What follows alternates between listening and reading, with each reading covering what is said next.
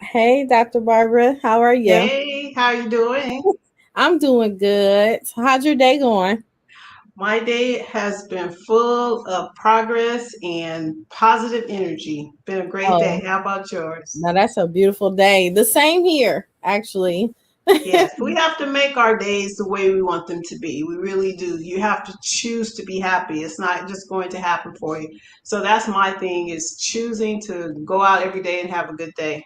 You know Even if it what? doesn't always turn out that way, but you still, if you put that energy out there, you're more likely going to get it back. Oh yeah, definitely. And you know what's so crazy that you said that is a lot of people don't understand like my path that I'm in right now with me Mm-hmm. losing my mom and my husband.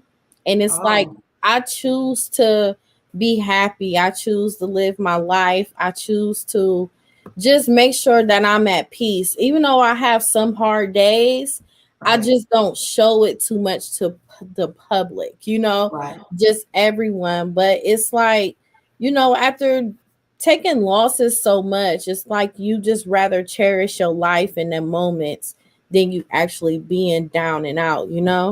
Right. And you have to choose that though. Otherwise, you can fall into a pit of darkness. So, yeah, I'm Yes, glad for you. I'm glad for you. yes, thank you. So could you introduce yourself to everyone, please? Yes, my name is Dr. Barbara Walker Green, and I am a financial advisor, mother, and author. But more than anything, I'm a woman that is really out there, really fighting for gender equality and to help and uplift women. Yes. And Yes. that's amazing that you're doing that. We can never have enough women uplifting each other up. Right, right. My whole thing is, you may not understand everything we're all about. Just don't tear us down. Oh, yes. That is something very important. And I find it very difficult. Why do you feel like it's difficult for women to not tear each other down and continue to uplift each other?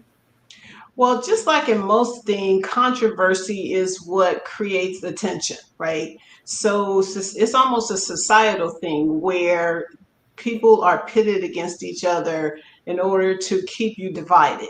So as women, when the beauty and everything and skin color, I mean hair texture, and this world pits us against each other at every level.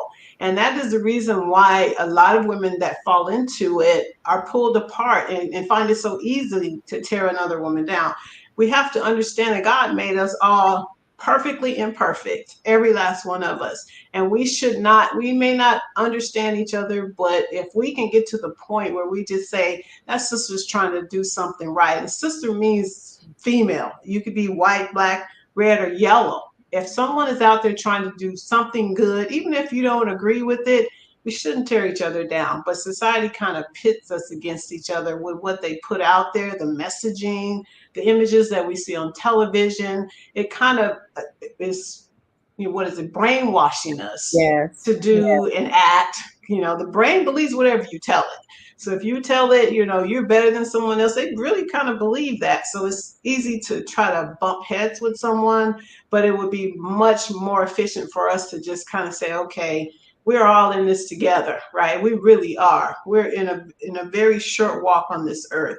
So it would be much more productive if we just stuck together. Yes, definitely. So with you having such expertise and thoughts of women and everything, what was it like for you to grow up, for you to end up being here today with this type of mindset? Wow. I grew up in, I'm going to date myself a little bit, but I grew up in, I was born in the 60s. Okay. So Okay. I was born during a time where men took care of worked and the women stayed home. That's just where I came from. It wasn't no right or wrong. It just was a sign of the times. But I had my dad was such a strong authoritarian. He was very, I mean, he was authoritarian. You don't question me, you don't ask me why, but it put a certain amount of strength in me to have to be able to stand that type of upbringing, very stern. And one of the things he would always tell me as his first, I actually have three sisters, and three above me, three below me. So Okay. I'm smack dab in the middle. But I was my dad's first. My mom was married twice.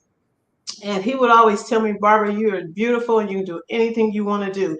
And that coming from a father is priceless. You Yes. know, a little girl's first love is her dad. And if Mm-hmm. you, dads out there, if you understand that power you have over a woman, you will definitely change your mindset on how you talk to and treat women.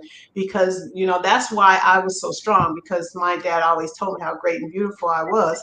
And the reason he did that, I believe, at the time was because we grew up in that time where skin color was huge, right? You know, light skin Yeah. versus dark skin. And I'm a Yeah. little dark skinned girl, right?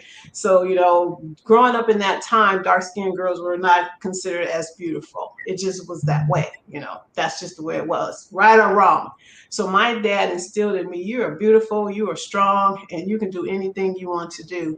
And through life, because I didn't get all the attention that some of my, you know, fairer skinned sisters were getting, I decided, okay, then I'll just be smarter than you. I know that's right. So I chose that though. I said, you know, then I'll just be really smart. I didn't have the boy distractions. So I just, you know, made myself smart. And you can choose to be smart. I learned that, you know, way later, but I learned that those words really actually came to pass.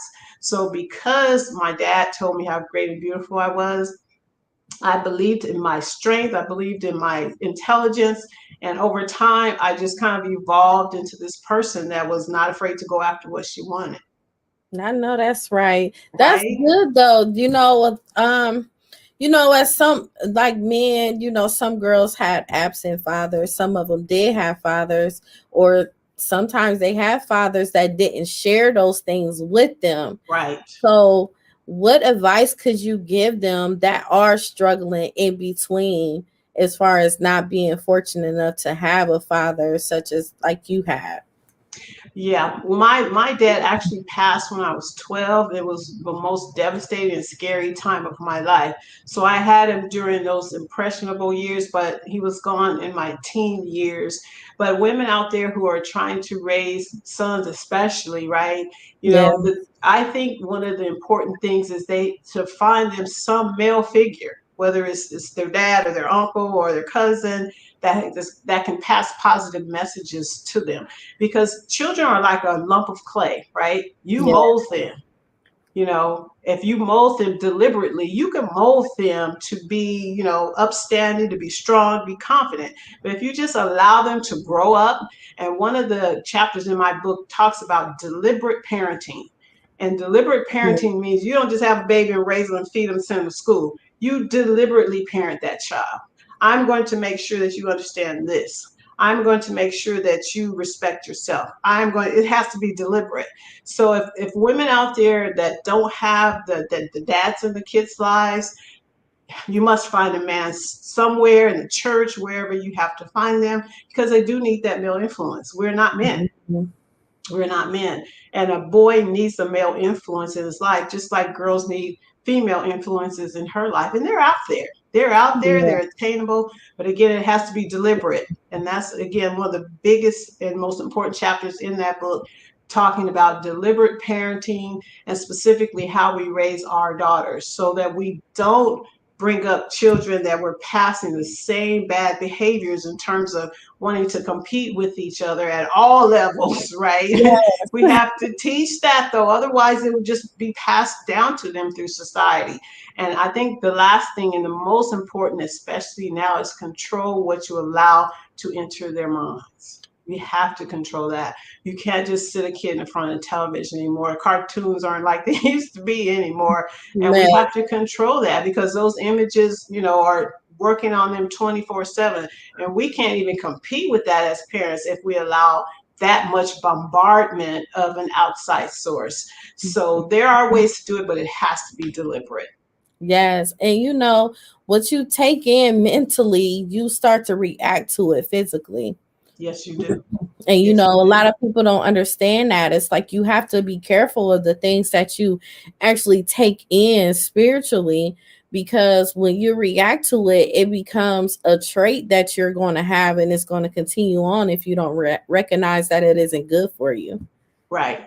And that's what happens with a lot of the traditions and behaviors and things like that we're experiencing even right now today, some of which came from hundreds of years ago, hundreds and hundreds of years ago. Those behaviors, because they weren't tamed or stamped out or deliberately faced and adjusted, they continue to pass down. They Yeah. continue to pass down. It has to be deliberate. You have to say, I'm going to do this, and I'm going to make sure that my child knows these things. They still have to, at some point, make their own choices, right? We can't live their lives for them. But one of the best examples and I love this example that I use in my book too, is the example of Venus and Serena. Their dad Oh, deliberately parented them. yes. You cannot deny that.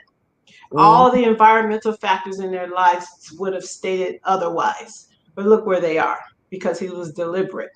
He that's so taught them true. deliberately. He told them things deliberately. They weren't just by accident or a response to a behavior. Deliberate parenting is the key. You can raise kings and queens if you deliberately parent them. That is so true. So Yes. what inspired you to actually just to grow up and just start, uplifting women and being an advocate for them, and just let them know like this is the way you should be and this how we should go about things. It started with my dissertation research. I've always kind of been attuned to being a certain type of parent. I have two children; they're grown now. But when I was raising them, I raised them. I tried to keep them safe, send them to good schools, and I was there to pick them up after school. There was no hanging out. When you got out of school, I was there to pick them up, and I had to make choices in order to make that happen. Mm, But I didn't deliberately parent like I learned through my research. I didn't. I was very astute, I was very focused, but I didn't understand the concept of deliberate parenting. Nobody taught that to me. So in my research, in my dissertation, my dissertation title is regarding the difficulty of women to become CEOs, right? And yeah. the barriers to entry to CEO. So, a lot of the research I found during that process was what uncovered all these barriers, gender related barriers, social stereotypes, cultural stereotypes, even right here in the United States, a lot of which came from long ago, that we really don't even think about in terms of why we behave the way we do as a society. So Yeah. as I was doing that research, it started to come together to where I started to see things differently. I understood that, anything you do, if it's deliberate, you can do it a lot better, right? You can stumble upon anything, right?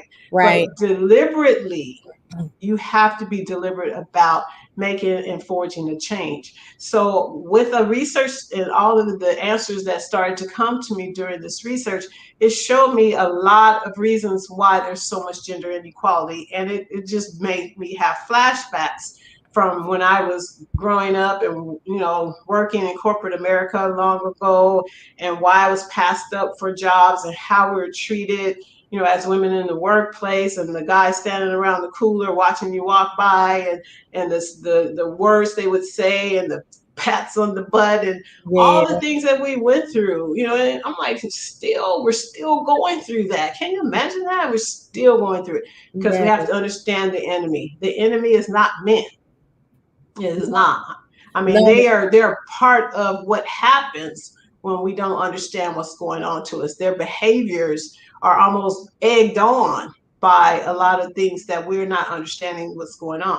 So Yeah. by this research showed that to me. So I felt like this was something that I could not keep to myself, because what good is it if it just sits inside of me? I need to share this message that was given to me. So this information is actually coming through me. These are not my discoveries, but I am sharing the discoveries that I have in a way that is digestible.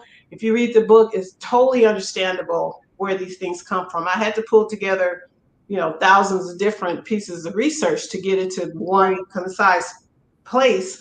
But I tell you, that's what inspired me is my dissertation research. Wow, that's amazing. And sometimes we don't really look up the statistics of different things on why women are the way they are and why are we in this direction or why men. And then, sometimes we have to do the research to be able to gain a better understanding so that we can proceed in life and go about things differently, so we can have that mindset like, okay, I may need to transition and have my mind going this way in a positive direction instead of a negative, because all of us have our own minds. We all don't think the same. We all don't have the same morals and everything. It's about really trying to understand that woman and why she is the way she is. What has she gone through for her to feel this way or defensive or have a jealous trait or, different things of that nature? It's reasons behind every Yes, action that us as women have. But the thing is, we can't continue to make excuses on why we are the way we are, and we're not really taking our actions out and actually make that change for ourselves, for us to right. be a better woman. That's like breaking the cycle of the women in our family continuing on different things. We have to break it sooner or later. Yes, yes. But if you don't know that is a cycle, you fall into it blindly. Oh And yeah. I think, and that's what happens with a lot of, especially young women that maybe didn't have a father in the home, and the mom struggled very, to do the best that she could do. But her whole raising them was just about struggling, right? There were no real lessons taught, deliberately taught. So, there was nothing to really pass except what that child saw. And that's why it's so easy for them to repeat what they have seen, because that's all they Right. know. And you Yeah. can't even be mad at that. But at some point, like you said, someone has to break the cycle. And I think women like us, that's exactly what we're doing. We're putting the Mhm. message out there, we're making it easy to digest, we're not talking over anyone's head. We're really just trying to be, one mano y mano, right? And just Right. helping each other to understand that we're all in this together, right? It may affect us in different degrees, but we're all in it together. And the best thing to do is to uplift and support and put positive messages out Yes, that is so true. But I've and this may sound a little harsh, there. but I feel like now with all of the internet connections we have, the cell phones, the laptops, the tablets, and everything, we have many resources for us to actually make a change for ourselves. Like we could research things for us to do better, but if we choose not to and we're not informative about it, you have to figure it out somehow. I feel like if someone could utilize their time on a negative mindset, um, gossiping or just into different things, and you're doing it on social media, why not reverse yourself on YouTube and look up certain things that serves you an interest, or Right. maybe unfollow certain individuals on social media and start to follow people that you have an interest in whatever they're doing, so it can motivate you, because it's really based upon what you want and how bad you want it. Right. And social influences have a lot to do with that too. And Yeah. that's why I said earlier that allowing especially a child to take in things that they don't quite understand. those things are having an effect on their behavior, on their thoughts, on their dreams. If you show a little boy basketball all his life, and nothing, any black person, let's say a little black boy, for example, is all he does is watches basketball and sports and things like that. That's what he's going to want to aspire to, because he doesn't know anything else. He's not going to know anything about wanting to be a scientist or an engineer, and he may be well inclined to do that. But if he's only seeing one aspect, and it's deliberate, our society knows exactly what they're doing, and our society creates consumers. Yeah. That's what it's all about, creating consumers. So everything is about making you want to buy something. That's why 90% of television is commercials, right? So all in between these shows that we're trying to watch, someone's trying to sell us shoes, water, cookies, I mean, you name it, hamburgers, and we're bombarded with these images until we dream about them, and Yeah. that's on purpose. That's not an accident. It's behavioral targeting, right? So once you click on something on your anywhere, Google something, it will haunt you, right? Until you go out and buy it, I guess. But those Right. laws are changing, though. Those private, they Google has been challenged with privacy issues with that, because it gets a little creepy, Yes, right? it does. It does. It gets a little creepy. So I think they're going to force them to change that, but not to the place where it will make a big difference. We still have to make a conscious choice as to what we allow, especially our children, to absorb into their minds. Till we do that, we have about that much control over what they think, That's so if true. that, if that. Yes. And they're so smart. Kids are so smart now. They know how to tell you exactly what you want to hear. They're Mm-hmm. so smart. Yes, I finished my homework early. I did some extra credit work, and I'm going to meet the teacher early tomorrow to talk about what I can do next. They know what to say. Oh yeah, definitely. They're so smart, but that's the reason why we have to kind of guide the information that we allow to go into their minds. That is so true. What do you think about the liberation of women in social life? In terms of what? Just as far as us having the differentiate, as far as us having rights different from men. Oh, wow. That's a loaded question, right? Because, yes, and I'm going to preface this to say that I'm a little bit old school when it comes to gender, as far as what is kind of more physiologically appropriate for a woman versus a man.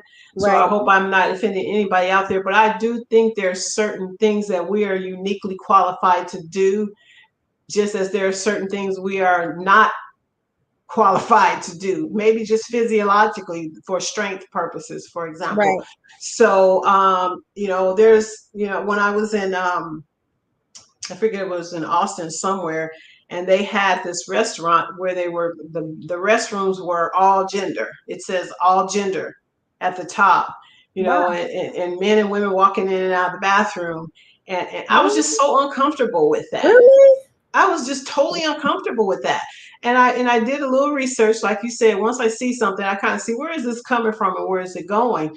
A lot of There's a lot of chatter out there about not calling, not using the term male and female. Okay. So I'm like, okay, so what are we if we're not male and female? So they're trying to erase that line to where there's no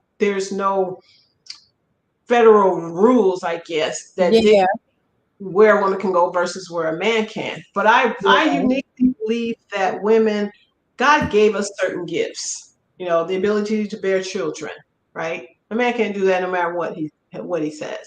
But a woman can't pick up 500 pounds, as a rule. There might be some real strong sisters out there, Right. but Right.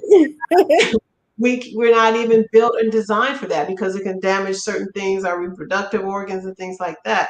So to me personally, I think women should find the strength in the gifts God gave us, period.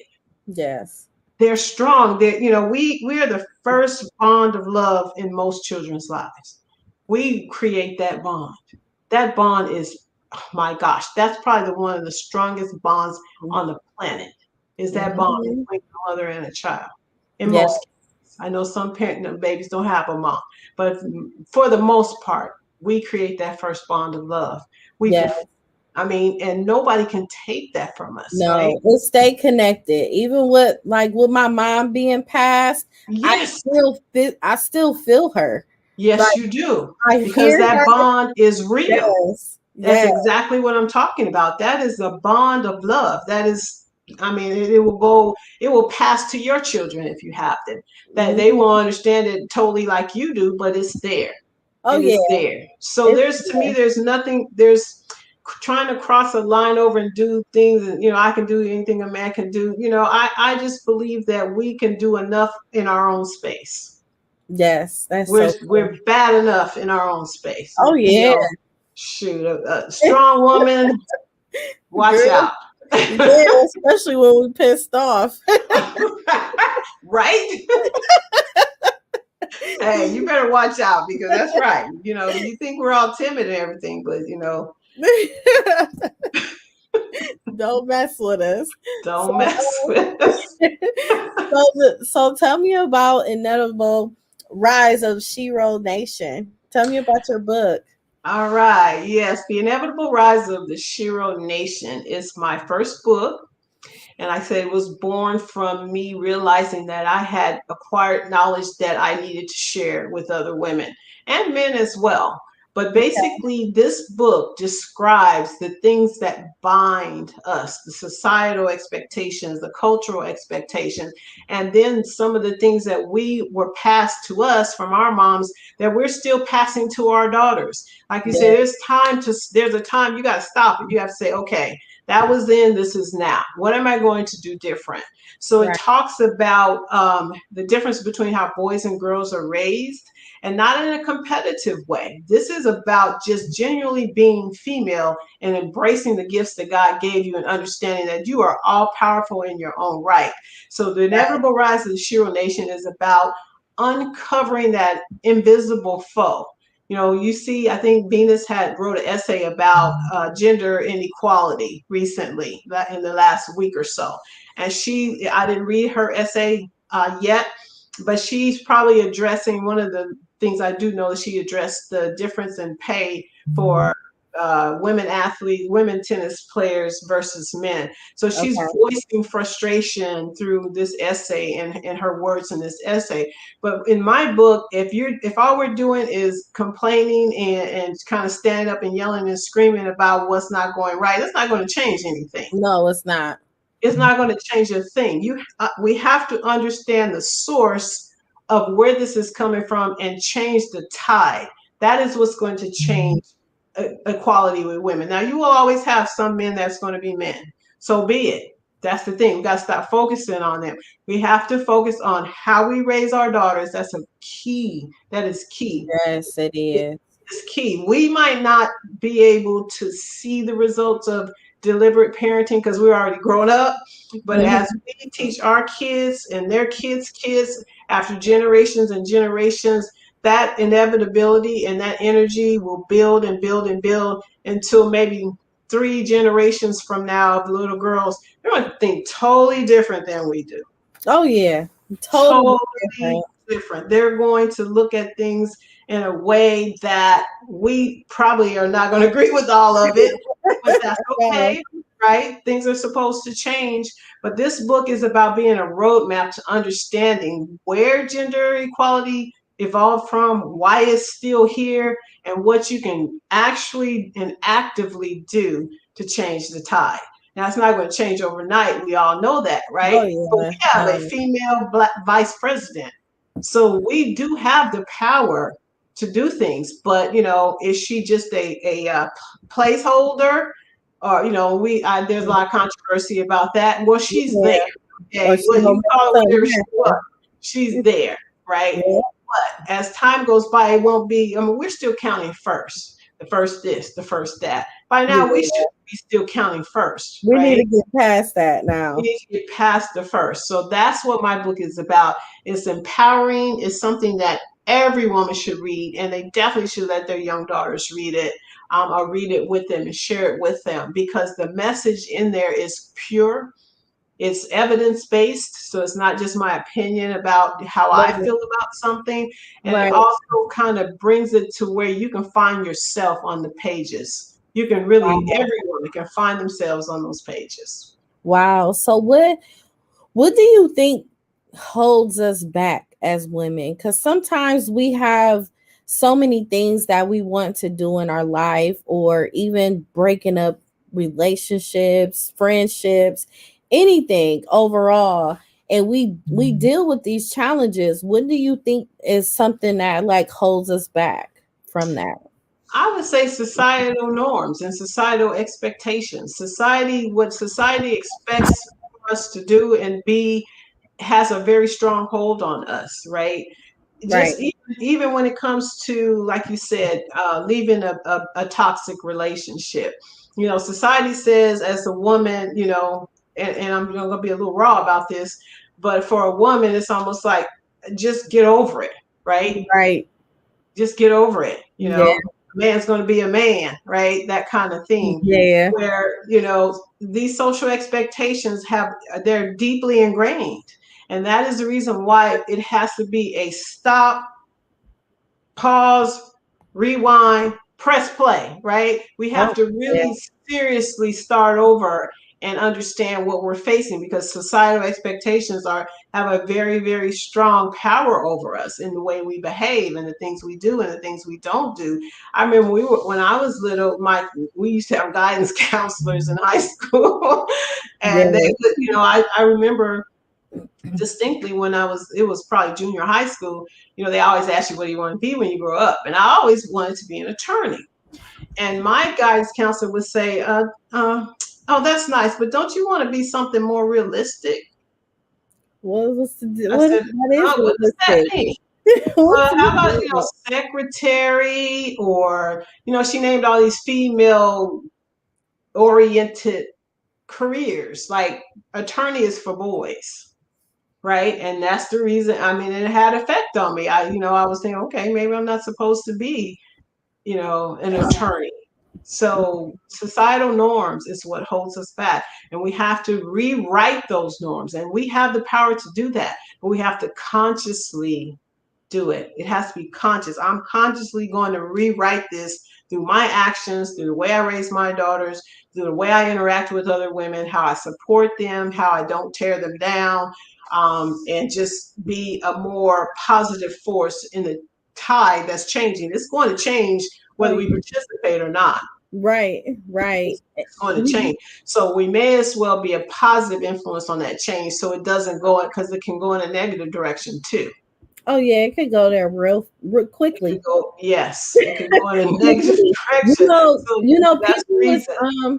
people are more comfortable with negativity Yes, they because are. it soothes them. It like it does something to them for them to get their adrenaline going Yes. constantly. But positivity, sometimes positive things irritates people And because they take work. oh It yeah, takes it work, takes and a it lot of takes work. you to face things about yourself that maybe you don't want to face, you Right. know. So, and that's with everyone, right? But, and we all understand that. But as women, and again, this my book is not about bashing men. It's about, a woman standing in her own truth. Mm-hmm.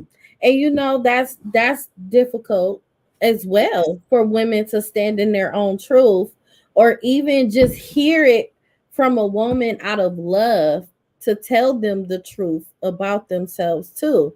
That's Yeah. something else that's difficult, and they feel as though you're ganging up on them, you're doing this, and just different things in a negative perspective. But it's like sometimes we need that accountability partner of someone actually telling us the truth about ourselves so we can be a better us, so that we won't have to keep repeating the cycle over and over again. But it also depends on the deliverer too, on how you are actually communicating with the person as well. And it Right. makes it like really difficult. But it's like it has to be a point of time where us as women can unify, because we can get so much done if we came Oh, yes. together. Yes. I mean, I so relish the day. I just can't wait. And I see so much. I see women like you doing your thing, putting your voice out there in a positive way. And there's a lot of crazy negative stuff going on at the same time. But we are like the offsetters of that negativity. And eventually I'm expecting our positive vibes to outnumber the negative ones. There are always going to be negative things going on in life. I guess that's just, the way it is. But we have to be able to sit down and look at yourself in the mirror and ask yourself, am yes. I part of the problem or am I part of the solution? Yes, exactly. We Yeah. have something from Patricia. She said, expect to be looked at strangely because it's called unrealistic. It is still necessary. And as Maya Angelou talks about, being amazing, it can mean not being seen as normal. Right. And I agree with that. I mean, one of the things about coming into your own as a woman is that everybody's reality is going to be slightly different, some drastically different. No, there's no way, there's no one formula, right? Right. There's no one formula. Someone who's, for example, some of our sisters, and I'm talking out of the country now, over in Africa that deal with some hideous things. Oh, yeah. Their reality is different than our reality. So, but they're still women, right? So, everybody's reality is going to be different. And personally, I kind of don't care whether somebody looks at what I'm doing as unrealistic. Oh, I yeah. have to hold that over and keep going. Yes, that is so true. And that's the thing what kind of difficult for people is to actually keep going, cuz sometimes you could just keep dwelling on something that really doesn't exist and shouldn't exist in your life anymore. You got to keep it moving. You got to keep it moving. And sometimes you're going to take blows for it, Oh, Some yeah. you're going to, but you have to be able to take a punch. A lot of what I talk about in my book, I get, people throwing punches at me left and right. But I know that my message is positive and is meant to uplift and empower. So, I don't expect everybody to understand or agree, but, my message is out there and it's out there for a reason. Yes, definitely. I saw in one of the things you said, you want women to see clearly how and where invisible enemies come from and able to navigate through trajectory. What do you mean by that? Some of the invisible enemies are like, I call them one is theories that bind. So there's three theories I mentioned. There's lots of different theories, out there, but one is social role theory. And that theory just says women have a certain role in society, period, and that's where you're supposed to be. The other one is role congruity theory. That one gets a little technical, but it just basically means that, some things are just not meant for a woman to do. And Okay. this is taught to us, right? It's taught Right. to us subliminally in most cases.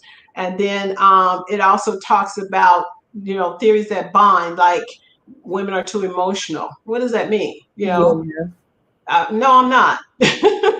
I'm Yeah. exactly the right amount of emotional I'm supposed to be, right? But a lot of times, especially in corporate America, women are seen, a lot of times when they're going for these higher up C-suite positions, I've heard and through my research, it talks about women being too emotional and their emotions affecting their judgment. Well, the fact is that the research shows that men and women are equally as emotional. We Yes. just express it outwardly differently, right? So there's nothing wrong with it. There's power in that. There's power in being emotional. So, those things that bind us, thinking we're emotional, being emotional is a bad thing. And the damned if you do, damned if you don't, double bind, right? Right. You can't win for losing, basically, in a lot of situations. The boys club, I talk a lot about male organizational culture and the good old boys club and all of those things that really exist in this world, whether we like them or not, they are there. So there are things in the book, there are terms that, my daughter-in-law read my book and she was like, all those theories and things are a little bit complicated and they kind of made me have to really think. I said, then they did exactly what they were supposed to do. Oh, They did exactly what you're supposed to do. And if yeah. it didn't make you think, then it didn't work. If it Wow. didn't make you have to get a dictionary and look up, okay, what is she talking about? That is the whole point behind taking control. You have to participate in that, right? You Yeah. can't expect somebody to hand it to you. Here's the answer, right? Because everybody's life experiences are going to be different. So, what I'm giving you is the framework and the ammunition to go out and seek your truth and stand in it Yes. And mean it. You know? and mean it and own it, whatever it is, right? Yes. And don't expect everybody to agree with you. Don't expect everybody to agree with what you're feeling. As long as you're out there trying to do good, you know, I have to put that out there because some people use their powers in an evil way. But I'm talking about doing good, Yes. either Yes. for yourself or for your family or whoever you're accountable to. That's very important. If Yes. you're accountable to no one, it makes it very difficult for you to be a positive influence in society. It just does because you're not accountable. So you're not worried about what's going to happen if you don't. That's what I worry. What happens if I don't? Ask Mhm. yourself that question. What happens if I don't? And you can fill in the blanks. And if it doesn't matter to you, then okay, maybe you're one of those people that stand on the sidelines, which we need Right. those too. There's a lot of women out there that's kind of fall in the middle where they're not aggressive enough to go after things. They're not, they just rather support you silently. We Yeah. need And that's okay. them. We need them. Those Yeah. are the grandmothers that watch your baby for free and caretakers that stay over extra because you're scared of the dark. I mean, those are what I call the unsung sheroes. Oh They yeah. are equally as important. So this, the reason this book to me is so important because it touches on every single one of us, whether you want to be a superstar woman or if you just want to be there to help raise your grandbabies. All of us, it's a puzzle and every single piece is necessary, but we can change the dynamic of it, especially because of there's so much gender inequality and gender, related disparities that it's going to take series of cycles to change, right? But Yeah. it will and can change. Yes, it can definitely. So, what is something very uplifting and inspiring that you could share with our listeners today, as far as us uplifting women and making them feel good about themselves and go for what they know? I would say that, for every woman listening to my voice today, you have a special gift that you have to offer to someone in your life, regardless of who you are, where you come from, or what you have materially. That is not important. What is important is how you put that energy out there in the world. And everyone can have a positive effect on change, especially when it comes to uh, gender equality and women being treated fairly. Violence against women, that's a whole nother topic, but Oh there's still yeah. a lot of that out there. So Yeah. we, collectively, energy is, it's real, right? Just like you mentioned about your mom and you still feeling her. That's that love energy that you still feel in you. Mhm. We all have the ability to put that out there. And if you choose to put positive energy out there, it will come back to you. It may not be, immediate or even as visible as you would may want it to be, but Right. it does happen and you just have to believe it. You have to believe it. Yes. It takes a lot of self discipline to Yes. even get yourself there, because a lot of people are so used to their environment of the things that they've been used to being around, but you really have to really get in touch with yourself, because a lot of women are missing who they are, and Right. because they end up becoming whomever they're surrounded by. And we all have our own self identity of being empowering, encouraging, loving, caring, and all of that. It's just we really have to find that time for us to actually narrow everything down to figure out who is Dr. Barbara, who is Yvette, who is whoever. It's like it's just our own self, you know? Right. And Right. it's kind of difficult for women to identify that. However, we just have to push through and keep trying because it's there. And you Yeah. could and any woman can dominate anything. It doesn't matter what position you are in your life. You could get through it. You just have to want it bad enough. And you have to believe it. One thing about the mind, it believes whatever you tell it. Yep, yep, because it start controlling you. Yes. So it's important to understand and know that and work on it. You know, a lot of what we're saying, the words flow out of our mouth very easily because we're passionate about it. And someone out there listening might say, you make it sound so easy, but it's not that easy. No, it may not be that easy for a lot of people. And we're not trying to say that it's so simple that you can just flip a switch, but you have to take the first step at some point or it will never Yep, happen. yep, because it's like we've been in their position before. Yes. So it took me a while to actually understand, like, wait a minute now, Yvette, get yourself together. Right. It's just sometimes we are ahead of each other in certain areas, and we have to understand this woman has been through this already. However, she's helping you to get through it because she's been through it herself already. Right, right. Passing that positive energy and uplifting spirit. And again, be careful what you allow into your mind, right? You know, negative things in, negative things out, positive things in, positive things out. And that might sound so simple, but, No. take the difference between a song about, murder, death, and killing versus a song about I can do anything I want to do, you know, just the way it makes you feel. Yes, you know, definitely. those two different songs. That's real. That's the Oh way the yeah, mind works. That's the way the definitely. mind works. So, someone who's listened to, hardcore rap music all their life, you can't expect them to do anything but walk up and down the street with their pants falling down, okay? That's the truth. Right? So what you allow in, it will manifest itself. Oh But you yeah. have the power to change it. At any moment, you can change it. Yep. Constantly. Yes, Constantly. it's so true. So how can someone purchase your book or get in contact with you? Okay. My book is, again, The Inevitable Rise of the Shero Nation, and it's available anywhere books are sold, Amazon, Barnes& and Noble, Books A Million. You can pretty much buy it on any of those platforms.